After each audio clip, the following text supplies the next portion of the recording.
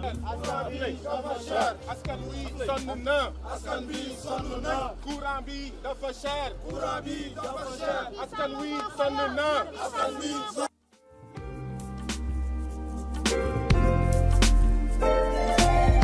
dafa cher. ñoo lank ñoo bañ. ñoo lank ñoo bañ. courant bi dafa cher. courant bi dafa cher. courant bi dafa cher. courant bi dafa cher. ñoo lank ñoo bañ. ñoo lank ñoo bañ. courant bi dafa cher. ñoo lank ñoo bañ. ñoo lank ñoo bañ. Macky Sall dictateur. Macky Sall dictateur. Macky Sall.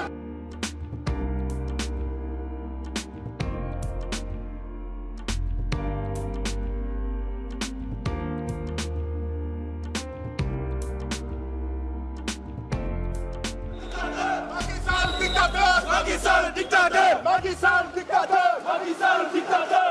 ñoo lank ñoo bañ. ñoo lank ñoo bañ. Macky Sall dictateur. Macky Sall dictateur.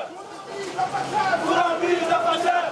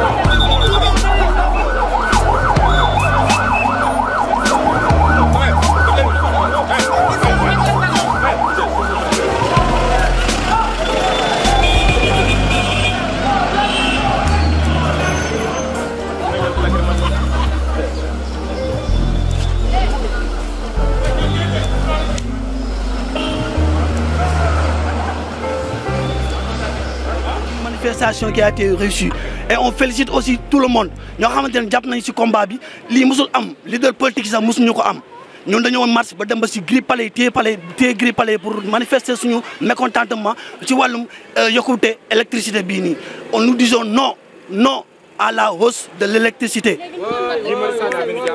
Guy Marius Sagna muy jàpp ni dinañu retourner ak suñu gars yi waxtaan tey ils vont le libérer le plus rapidement possible. Leader politique yi ñun soxla ñu leader politique c'est un combat bi nga xamante ne c'est un combat national soxla ñu leader politique c'est pour tout un chacun pour Sénégal ñëpp la loolu moo tax tey ñu taxaw tey ñu ne dañuy def suñu marche te dañ ko def réussir nañ ko à 100%. suite combat bi en tout cas nag ñu ngi dem tant que Macky Sall delloowul tant que gannaaw ñun ñu ngi si kanam rek fii ba ilaa yow mi diin bu yeboon dañuy jàpp ñun mouvement yëpp tëj instant yi jàpp nañu suñu leader yu bëri maa ngi tudd Ababacar Mbaye Sadikh Diémé nekk membre SNP Sénégal notre priorité Ababacar Mbaye Sadikh Diémé nekk membre SNP Sénégal notre priorité merci je vous remercie. waaw Mbour laa jógee ma ñëw ci marche bi parce que dëkk bi dafa mujjee metti nit ñaa ngi bëgg a dee nit ñi dañoo sonn à chaque fois ñu naan ñu yokk kenn dundatul nit ñaa ngi bëgg a dee loolu la. loolu moo ñu indi ci marche bi man dama yaakaar ne combat bi combat ñëpp la du combat kii yow mii sax ci nga bokk da ngaa waroon marche loolu la. parce que dañoo jàpp ni revendication yi bëri na au Sénégal revendication yi bëri na mais dañ koy simplal dañ naan dañoo nekk ci démocratie préfet da lay autoriser manifestation bi nga dem place de l'Obélisque ka RTS nga wax soo paree après mu jàll mais cette fois-ci nag dañoo ne c'est une question boo xamante ni c'est extrêmement sérieux te dafa nekk décision bi dafa jógee ci kaw